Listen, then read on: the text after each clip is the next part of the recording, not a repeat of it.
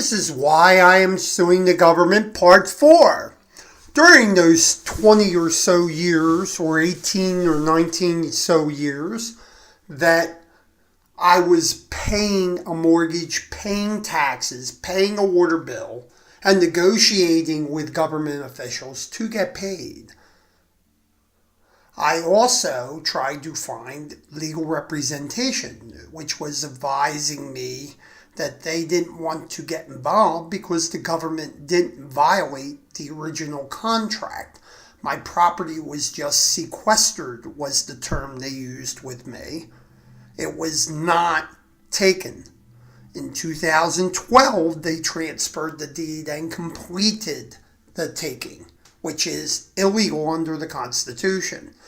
Though there are some constitutional cases, LA versus Church, where it is said that the legal taking of the property could be construed when it was legislated out of existence. In other words, the government made the property a non-entity, which you couldn't buy, sell, trade, or lease the property. They took my property rights.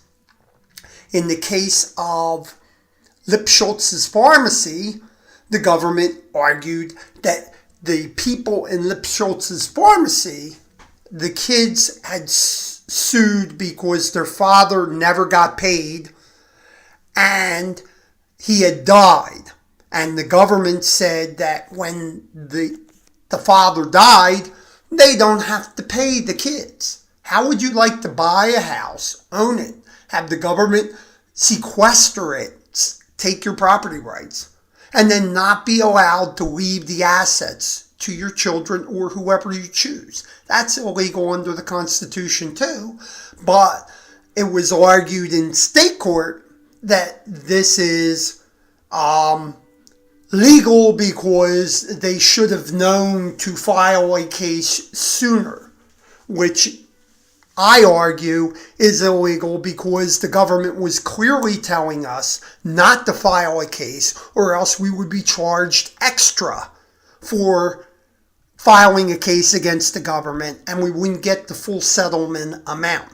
So therefore, only the government has the power to stop you from suing, has the power to turn off water to an entire neighborhood, making your property worthless, has the power to do this big brother stuff to citizens.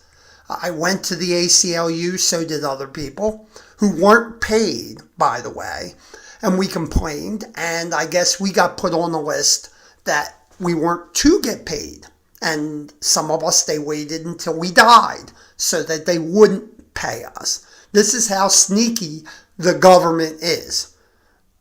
They've violated their oath of office to protect and defend the Constitution against any and all violations, even if the violations are committed by other government officials. They violated their oath of office. Violating one's oath of office is dereliction of duty. Anybody that's in the service and knows what dereliction of duty is, it's treason. You're charged with treason. I'm not trying to have a treason trial, but in legal terms, that is what they did to a couple of your fellow citizens. And everyone should pay attention to this case because this is going to be used as a precedent for government agencies to take more property without payment, even though the Constitution clearly guards against that. So it is in everyone's best interest that we stop this cold. Write your legislature. Write your federal employees because you are the boss. We the people consent to be governed by the government.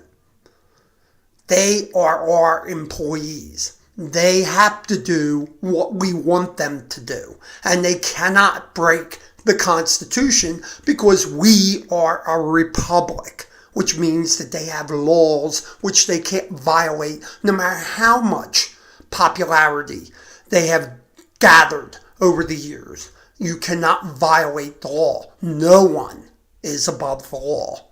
That is why we left England in the kingdom of England, because no one is above the law.